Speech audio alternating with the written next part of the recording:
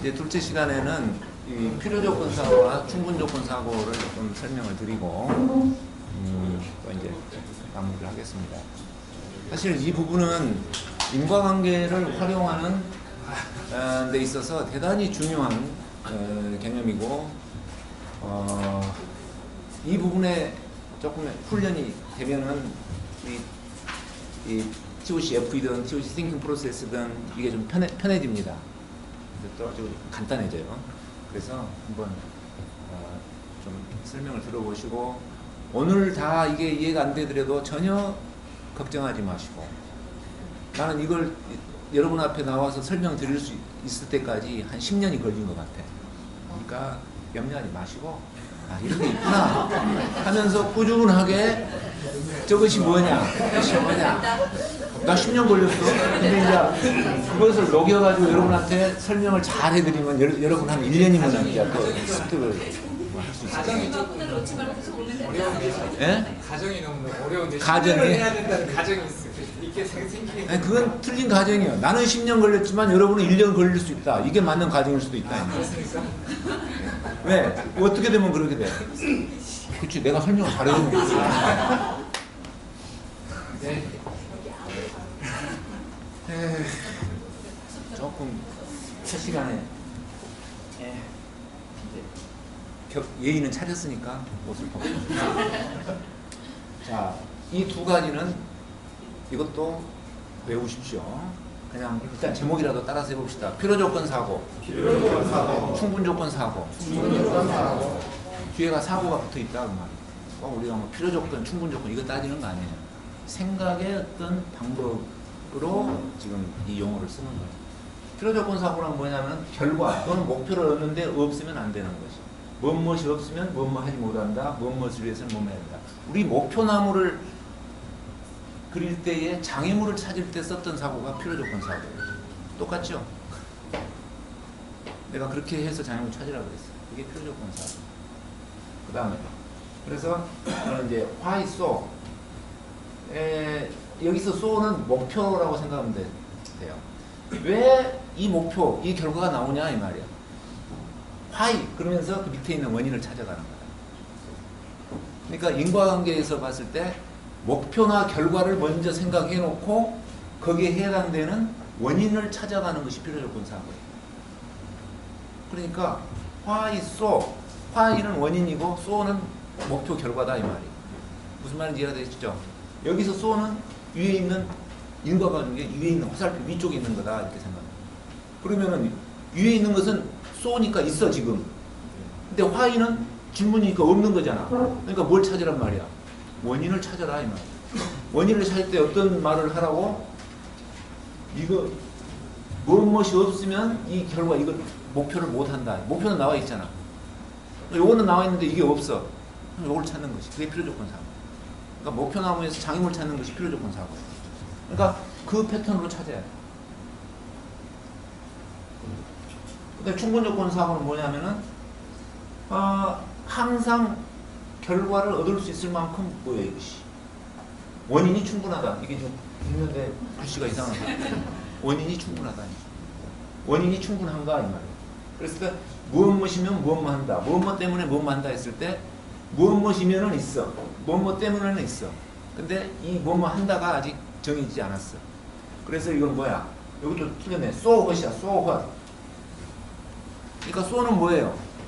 이제 원인이 있지. so니까 있는 것이 원인이야. 이때는. 그래서 what 결과가 뭐냐 이 말이에요. 그래서 원인은 있었을 때의 결과를 예측해 보는 것이 충분조건 사고. 그러니까 내가 학점을 땄다. 필수 학점도 땄다. 뭐 선택 과목도 땄다. 그래서 어쩌다고? 그러면 내가 졸업을 할 것이다. 충분하냐? 이게 충분조건 사고. 그러니까 이 so what이라는 질문은 그 맥킨지 방식에서 쓰는 하나의 이 방법들이야. 내가 거기서 이 사람들이 쓰길래 좀 따왔어. 다른 것은 쓸 게 없는데 요거는 쓸 게 있더라고. why so, so what. 이 두 가지 질문이 TOC에서는 필요조건 사고에 대한 방법이고 충분조건 사고에 대한 방법이다. 이거는 이걸 외워두시고 이제 요거를 가지고 우리가 이제 쓰는데 필요조건 사고는 목표나무를 그릴 때 썼습니다. 장애물을 찾을 때 썼어요. 목표나무에서 장애물을 찾을 때 썼던 게 필요조건 사고예요. 오케이? 그래서 이거는 어떤 결과나 목표를 얻기 위해서 대책을 발굴할 때 이런 것들을 쓰면 돼요. 그러니까 꼭 목표나무가 아니더라도 짤막짤막하게 여러분들이 내가 하고 싶은 게 목표가 이거다. 그랬을 때는 원인을 찾을 때 무엇이 없으면 내가 이 목표를 달성할 수 없다 하면서 그 해야 될 원인 행위들을 찾는 거야. 그렇지만 그거 하나 했다 그래서 목표 달성을 보장하는 것은 아니야. 그냥 필요할 뿐이지. 그 내가 목표 달성하는 것에 필요한 것에 하나의 그 필요한 항목 중에 하나이지 충분한 것은 아니다 이 말이에요. 근데 필요하면서도 충분하면 그건 필요 충분 조건이지. 더 이상 필요도 없고 많을 필요도 없고 위험은 빠진 것도 없고 그게 이제 필요 충분 조건이에요. 그래서 하여간 어떤 결과를 얻기 위해서 어떤 대책 발굴을 할 때는 크리티컬한 것을 중심으로 해야 되잖아요. 빠지면 안 되는 것을 가지고 일을 해. 나머지는 뭐 그냥 챙기지 않아도 된다고 보고 가장 걸림돌이 되는 것, 제약이 되는 것, 편목이 되는 것 이거를 찾아서 기획을 해야 될 것이다. 그러니까 어떤 일을 기획을 하든가 빠지면 안 되는 게 뭐냐 이 말. 디자인을 할 때도 사용자에게 크리티컬한 게 뭐냐 이 말. 그걸 찾아라 이 말. 근데 어떤 경우는 그걸 찾을 때는 무조건 사용자한테 다 물어봐야 된다고 하는데 뭐 유저 익스피리언스 뭐 막 이야기를 하는데 그거는요 내가 봤을 때는 꼭 사용자한테 물어보지 않고도 찾을 수가 있는 것들을 우리가 생각을 해내요. 스티브 잡스가 나한테 물어보고 이거 디자인한 거 아니거든. 아무튼 그럴 수 있다. 그러니까 이것도 why so 질문을 하면서 스스로 찾아낼 수도 있다. 프로젝트를. 그래서 프로젝트 이제 우리가 프로젝트 관리할 때는 뭐 네트워크 다이어그램을 그립니다. 이제 아시는 분 알겠죠. 뭐 PERT, CPM, 이제 TOC에서는 CCPM 그러는데 이 네트워크 다이어그램을 그릴 때 이 필요조건 사고 이게 지금까지 해왔던 전통적인 프로젝트 관리하고 또 다른 하나의 어떤 방법이에요. 자, 하여간 이게 필요조건 사고. 그래서 필요조건 사고의 예를 제가 들었는데 문장의 패턴이 이거예요. 아내를 즐겁게 해주려면 꽃을 선물해야 한다. 이런 표현이 될 수 있고 이런 거죠. 꽃을 선물하지 않으면 아내를 즐겁게 해줄 수 없다. 같은 표현이 되겠죠. 그게 필요조건 사고의 하는 하나의 문장 형식이에요.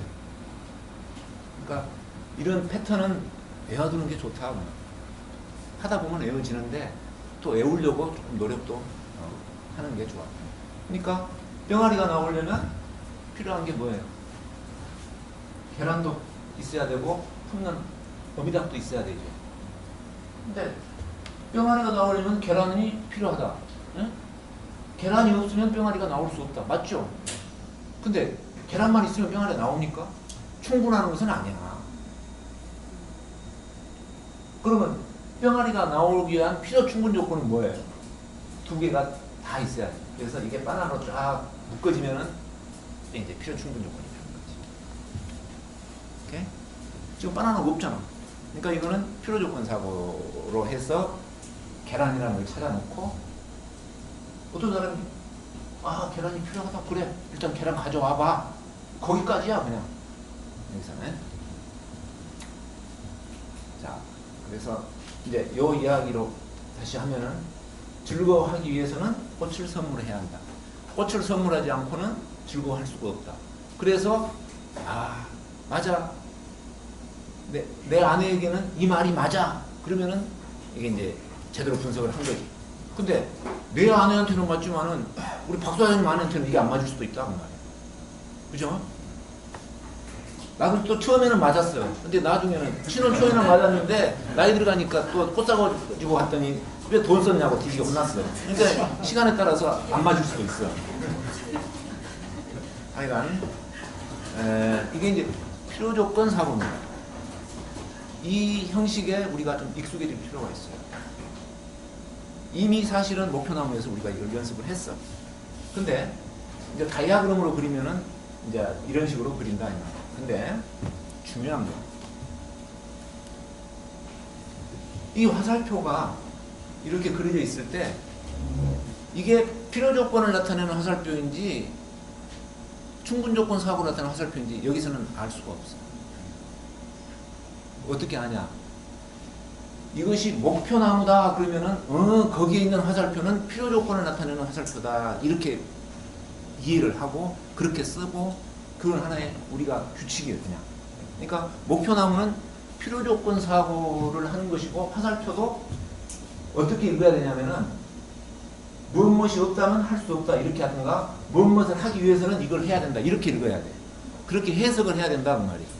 그러니까 목표나무는 그렇게 있고 그렇게 해석을 해야 그 맞는 용법이지, 다르게 하면은 그건 틀린 용법이야. 내가 이제 충분 조건 사고를 할 때는 이게 다르다는 것을 이야기를 할 거예요. 모양은 같지만 읽는 방법이 다른 거야.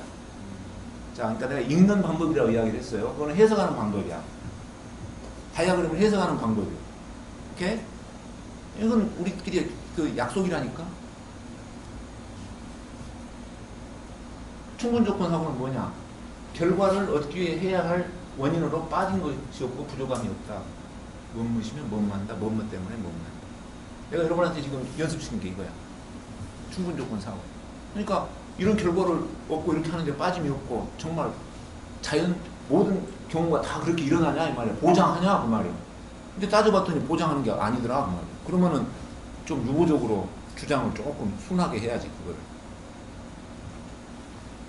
그래서 원인에 의해서 얻어질 결과를 확인하는 건데, 이럴 때는 시나리오를 작성한다든가 상황분석을 하든가 실행 교수를 할 텐데, 요 이야기들은 다음 강좌부터 브랜치라는 것으로 제가 설명을 드립니다. 그러니까 브랜치는 충분 조건 사고의 다이아그램, 목표나무는 필요 조건 사고의 다이아그램. 이거는 그러니까 뭐 내가 외우란 말 하는데, 연습해보면 외우란 말 안 해도 그냥 그것이 이제 습득이 되는 거죠. 연습을 하지 않으면 외워봤자 사실 소용도 없어. 그러니까 충분 조건 사고는 이제 이거죠. 예? 이게 충분. 이게 갖춰지면 병아리가 나오기 충분하다. 근데 어떤 경우에 여기 말고 또 추가적인 게 있는 거예요. 그러면서 물도 있어야 되잖아요. 혹시 누가 그런 이야기를 해. 근데 닭 키워본 사람은 알지만 어미닭이 20일 동안을 품습니다. 물 한 모금 거의 안 먹고 20일 동안 앉아있어. 그렇게 해서 병아리가 나오더라고. 근데 그럼 또 어떤 사람은 그래. 산소도 있어야 되잖아요. 살려면은. 그런 부분들은 그냥 말하지 않더라도 누구나가 다 있다고 생각하는 그런 것들이에요. 그런 것까지를 그냥 다 열거해가지고 여기다 그럴 필요는 없어. 내가 아까 뭐라고 그랬어요? 의미 있는 것을 연결해라 그랬어요. 의미 있는 것. 지금 내가 주의를 기울여야 되고 놓치면 안 되고 뭐 이런 것들을 해야지. 뭐 산소 있어야 됩니다. 물 있어야 됩니다. 뭐 이런 식으로까지 다 모든 것을 다 열거 다 해놔야 충분하다. 이렇게 생각하지 말아야 말이에요. 그래서 꼭 의미도 없는데 시잘데기 없이 막 이것저것 갖다 붙여놓은 거, 이런 것을 TOC에서는 뭐라고 하냐면은 옥시젠이라 그래요. 산소. 분명히 있으면 있어야 되지만 챙기지 않아도 그냥 우리가 문제 해결하고 생각하는데 아무 지장이 없는 것들, 성가시기만 한 것들, 그런 것들은 굳이 열거해서 화살표를 잊지 말아라. 그런 것들은 뭐라고? 옥시젠. 따라서 옥시젠. 산소라고는 뭐 굳이 번역할 필요 없어. 그냥 해. 옥시젠 그런 거. 옥시 그러면 안 되겠지. 옥시젠. 자, 내가 꽃을 선물하면 아내가 즐거워할 것이다. 똑같은 어떤 그 문장 비슷하지만은 뉘앙스가 다르다 이 말이야. 의미가 달라요. 오케이? 의미가 다른 거야. 그래서 이거는 뭐예요? 하기만 하면은 이거는 보장을 하는 거야. 즐거워하는 거지. 보장이 되는 거야. 아까는 뭐예요? 보장은 아니야. 근데 빠지면은 야단 맞는 거야. 그게 필요 조건. 오케이? 그러니까 예를 들어서 이제 꽃을 선물하기만 하면 즐거워해. 그러면 이게 충분 조건이 돼. 근데 다른 집 부인은 꽃을 선물하고 외식까지 해야 즐거워해. 그러면은 요 두 개가 합쳐져야 이게 충분 조건이다. 원인으로서 충분합니다. 오케이? 이거 바나나가 있기 때문에. 그래서 우리가 보장이 돼야 된다 이 말이에요. 이런 결과를 얻기 위해서 보장할 수 있는 그 원인들은 다 갖추어줘야 돼. 그게 충분 조건을 만족했다. 또 그러한 것을 찾는 어떤 생각의 틀을 우리는 충분 조건 사고라고 한다. 그래서 화살표를 모양은 비슷해. 근데 읽는 방법이 달라. 어떻게? 이렇게 읽어요. 무엇이면 무엇이다. 왜냐하면 요거는 가정이야. assumption. 그러니까 요 다이어그램은 이 화살표가 뭘 나타내냐면은 충분 조건을 나타내는 화살표. 그러니까 여기서부터 이렇게 올라가서 논리가 성립하는 거지. 요거를 뭐뭐 하기 위해서는 뭐뭐 해야 한다. 이렇게 하면은 만약에 이게 충분 조건을 표현하는 것이라면은 그렇게 읽거나 그렇게 해석하면 안 된다고 말이야. 그러니까 이제 그것을 우리는 뭘로 딱 구분해서 이야기를 해야 되냐.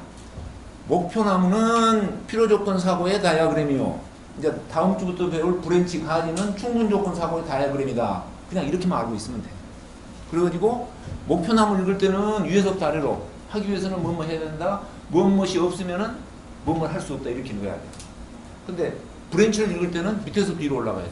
무엇이면 뭐뭐 할 것이다. 뭐뭐 때문에 뭐뭐 한다. 이렇게 읽어야 돼. 그 이야기입니다. 그러니까 읽는 방법에 차이가 있다. 그 말이에요. 이거는 우리가 명심해야 돼. 그래서 만약에 내가 시험을 본다면 딱 그려놓고 브랜치 그려놓고 하면 읽어보세요. 그래. 쉬울 것 같죠? 그거 쉽지 않아. 내가 사실 교육시키면서 시간이 있으면 한번 읽어보라고 하는데 처음에 하면 한 맞추는 사람이 절반 정도밖에 안 돼. 오케이? 근데 그거는 익숙해져야 돼요. 패턴을 여러 번 반복하면서 읽는 거라도 연습을 많이 해왔어. 남이 그려놓은 거라도 읽는 법이라도 연습. 자, 요 원고는 제가 이제 또 늦어도 일요일까지는 제가 올릴 테니까 보면서 연습을 하기 바랍니다. 필요 충분 조건. 그러면은 자, 다이어그램이 이렇게 그려졌어. 다이어그램이. 근데 만약에 이렇게 이제 딱 그려졌다. 근데 이게 브랜치야, 가지야. 그러면은 요거는 필요 충분 조건이 두 개죠. 이것만 돼도 충분 조건이 되고 이것만 브랜치에서. 근데 이렇게 되면 필요 충분 조건이 하나. 이 두 개가 합쳐져야 하나의 조건. 그런 뜻입니다.